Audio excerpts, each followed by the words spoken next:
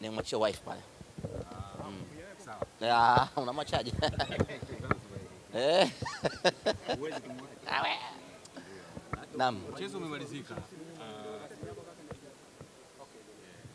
Mchezo umemalizika. Matokeo hayo yaliyotokea mmeyapokea ukunga Siku zote matokeo ya kufungwa mpira wa miguu huwa ni matokeo ya kuumiza. Hakuna namna ya kupokea matokeo ya kufungwa kwa namna nyingine yoyote zaidi ya maumivu. Na inauma zaidi kwa sababu hii ndio ilikuwa mechi ya mwisho kuamua hatima yetu Simba msimu huu. Na kinachouma zaidi ni kwamba kombe lilikuwa uwanjani. Kombe jipya limeondoka, tumelikosa. Sisi Simba Sports Club tuna maumivu makali mno. Lakini katika mioyo yetu sisi wana Simba tunajihesabu kama ni mabingwa msimu huu. Tunajihesabu ni mabingwa wa Afrika msimu huu. Kwa nini hivyo? Kwa sababu msimu huu pamoja na kwamba tumepoteza ubingwa, lakini tumefanikiwa pakubwa sana hadi kufika kucheza hii fainali. Ndio maana kwenye mioyo ya wana Simba hatuna deni na wachezaji wetu, hatuna deni na viongozi wetu, wala hatuna deni na benchi la ufundi. Wamefanya kila kilichostahili kufanywa na wametimiza majukumu yao kwa 100%. Unategemea upate kitu gani cha ziada zaidi ya hiki ambacho Simba tumekipata kwenye kikosi chenye wachezaji wapya karibia 90%? Unategemea utawaunganisha vipi hao ndani ya msimu mmoja waje wakupe ubingwa? Kwa upya wao na ugeni wao wakafanikiwa kukupeleka fainali, una sababu ya kuwashukuru hao wachezaji. Lakini kwenye kikosi chenye wachezaji 99% ambao wanacheza kwa mara ya kwanza michuano ya kimataifa na bado wanafanikiwa kukupeleka fainali, hauna kingine cha kuwazungumzia zaidi ya zaidi ya kuwapongeza kwa kazi kubwa ambayo wameifanya. Kwenye wachezaji ama kikosi kinachoundwa na wachezaji chipukizi wenye umri mdogo na wanapambana vita kubwa na hatimaye wanakupeleka fainali, hakuna kingine cha kuwadai zaidi ya kuwashukuru na kuwapongeza. Tunaizungumzia Simba ambayo benchi lake lote la ufundi ni jipya. Walimu wanahitaji miaka 3, miaka 4 kuweza kutengeneza timu imara, lakini ndani ya muda mfupi Mwalimu Fadlu Davis amefanikiwa kutengeneza Simba imara yenye wachezaji wapya, wachezaji wasiokuwa na uzoefu, wachezaji wadogo, na hatimaye ametupeleka hatua ya fainali. Kwenye timu hii ukitoa Matola na Patrick Raymond meneja, waliobaki wote walikuwa wageni, lakini pamoja na ugeni wao wameweza kutengeneza Simba iliyokuwa imara na tishio, na hatimaye tumecheza fainali. Ndiyo maana tunaweka wazi ya kwamba sisi kwenye mioyo yetu, kwenye fikra zetu tunasema ya kwamba sisi ni mabingwa wa Afrika msimu huu kwa sababu tumetimiza malengo yetu. Hili limekwisha. Tunachokiangalia sasa hapa ni kutengeneza timu ya kwenda kutupa ubingwa sasa. Tayari tuna timu ya kuweza kutufikisha fainali. Paliko baki ni timu ya kwenda kutupa ubingwa. Na ili tuweze kufanikiwa hilo, standard mpya ambayo tumeiseti hivi sasa, niwaambie ndugu zangu waandishi wa habari, standard yetu tunapoanza michuano ya kimataifa, break yetu inakuwa ni fainali ya michuano ya Afrika. Hiyo ndiyo standard mpya ya mnyama ambao tumeiweka hii leo. Msimu huu kimataifa tumemaliza, tunajipongeza na tunakwenda kujipanga kwa wakati ujao. Ahmed, ni kweli nimeiona ile situation na nimeingia dressing room, lakini nimesahau kuuliza kama nitabahatika. Wameshatoka kwa wachezaji hapo kwenye mix zone? Nilisahau kuuliza. Ningejua ningemuuliza hata meneja angenihadithia, ningekuja kuambia. Si unajua mimi siwafichagi jambo lakini nitafuatilia na nitawaambia. Ngapi? Juni Kabla ya Juni 15 tuna mechi kidogo hapa, tunarudi nyumbani hivi sasa. Lakini kabla ya tumemaliza masuala ya kimataifa, tumemaliza, everyone is satisfied. Meshiba dakika 10 zimepatikana vizuri kabisa. Swali la mwisho kwa mashabiki wa Simba, tutembee kifua mbele kwa hiki ambacho tumekipata msimu huu.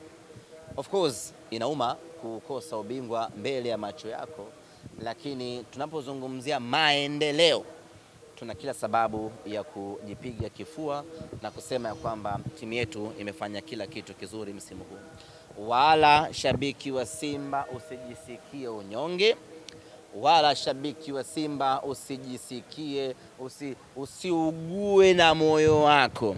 Shabiki wa Simba, tembea kifua mbele, timu ya kutamba nayo tunayo. Na wala usiogope mtu akakucheka. Anayekucheka ameishia hatua ya makundi. Unakumbuka hatua ya makundi imeisha lini?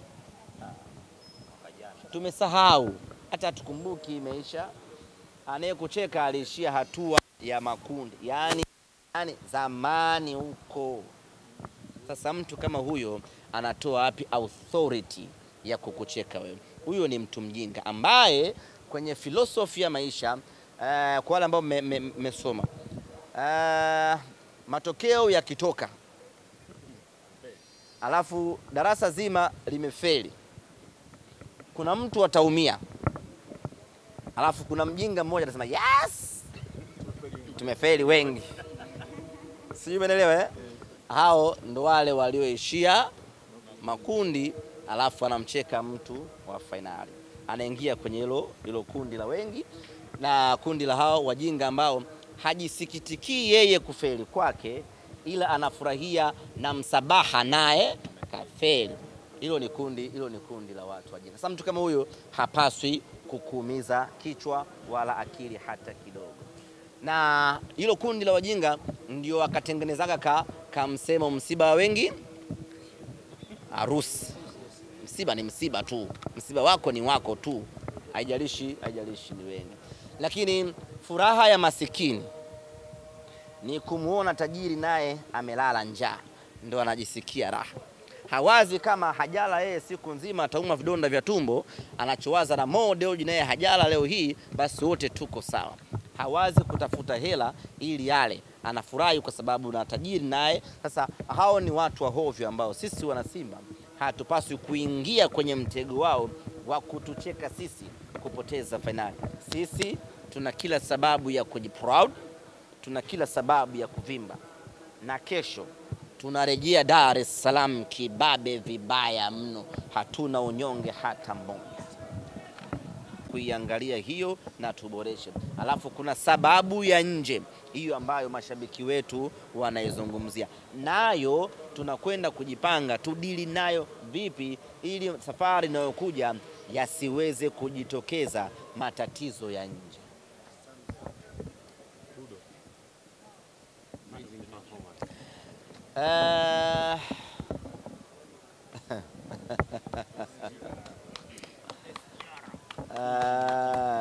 Nitaka niseme neno. Mpira wa Tanzania una organ tatu. Kuna organ ya media, alafu kuna organ ya mashabiki, alafu kuna organ ya technical. Kwa Joshua Mutale Budo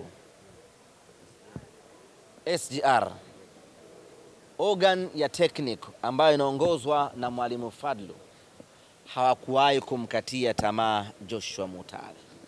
Na mwalimu Joshua Mutale katika maisha yake anapaswa kumshukuru sana mwalimu Fadlu Davis. Amekuwa naye bega kwa bega. Joshua Mutale